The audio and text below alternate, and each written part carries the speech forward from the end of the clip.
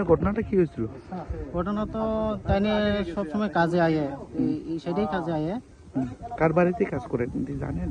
বাড়ি কাজ করতে তো জানি না। হুম।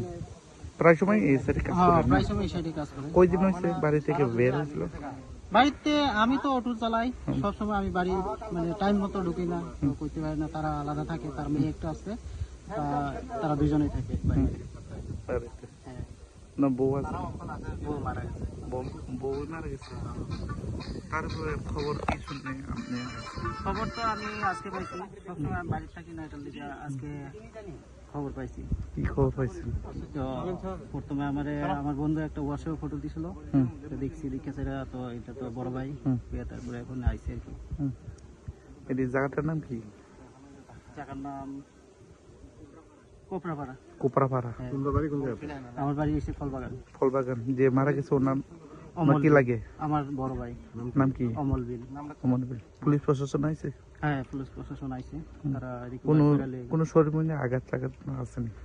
এটা তো আমি এখন আইছি, তো পুলিশ এর আগে আয়া লইয়া গেছে। কি মনে হয় তোমার? কি মনে হয়?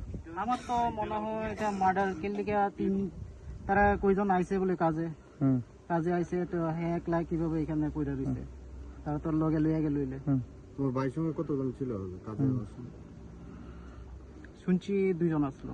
2 জন না? বয়স কত হইব তোর ভাই যে মারা গেছিল? তাই 40-45। 40-45। ওনার একটাই নেই একটা মেয়ে আছে। একটা মেয়ে। হ্যাঁ, কোন ক্লাস করেন? ক্লাস 5 পড়ে। ঘটনাটা কি হয়েছিল?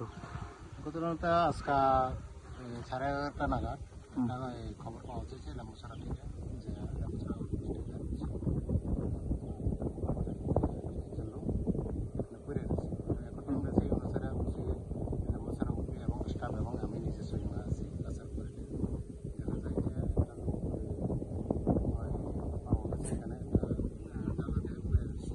সেই অনুসারে আমরা সবাই দেখতে পাই এবং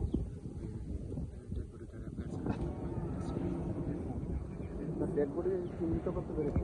হ্যাঁ, ডেড বডি চিহ্নিত করতে পারছি।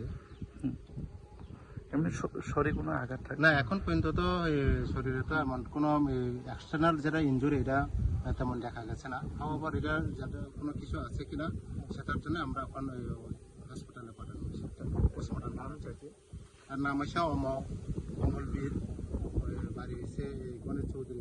বয়স কত? বয়স 45। কি করেন? এমনি কাজ করে। এই জায়গাটার নাম কি? জায়গাটার নাম হচ্ছে কৃষ্ণমোহন কোপড়াপাড়া। কৃষ্ণমোহন।